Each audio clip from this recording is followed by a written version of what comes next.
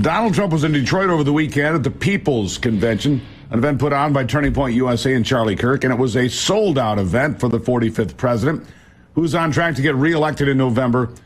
And while President Trump was in the Motor City and giving a freewheeling speech to more than 15,000 people, Joe Biden was at a Hollywood fundraiser where, once again, he froze.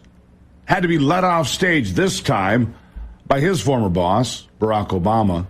This comes after the fiasco at the G7 where Giorgia Meloni, the Italian prime minister, and others were forced to provide daycare services for the fading president.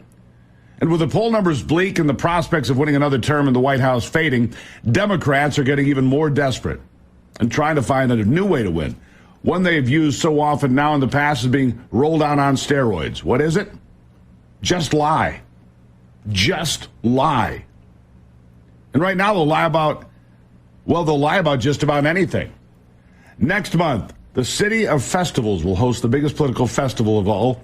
4 days and nights from Monday, July 15th through Thursday, July 18th. Milwaukee, Wisconsin will host the Republican National Convention. But before President Trump even comes to Milwaukee and accepts his party's nomination for president, the circus, it's going to have to leave.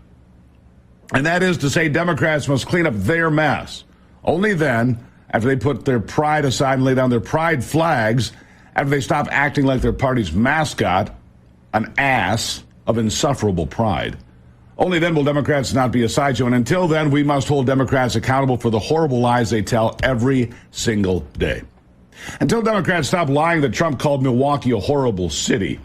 Until the truth prevails, we must persevere. And this is just the latest dishonest stunt from the left. What we do know is this. Democrats and the press have acute Trump derangement syndrome. It's clear every single day. And because they refuse to check themselves, because they refuse to do any fact-checking whatsoever, they say the most ridiculous things imaginable. No lie is too small. No big lie is too awful for the Democrats not to tell. So let's hear from someone that was in the room. Let's fact-check what really happened that day. Here is Congressman Brian Stile. Listen. You were there at that meeting. Did he actually say that? The president did not disparage the city of Milwaukee. I don't believe that he actually said that quote. The conversation did include the city of Milwaukee as it relates to the challenges that we see there. There's horrific crime occurring in Milwaukee. Just yesterday, a 9-year-old boy was shot and killed on the north side of the city. We have huge challenges in the way that the elections have been operated in that city for a long time, including the election administrator having to be removed recently. He didn't disparage the city. It's a broad attempt by the Democrats to talk about anything other than the problems of President Biden.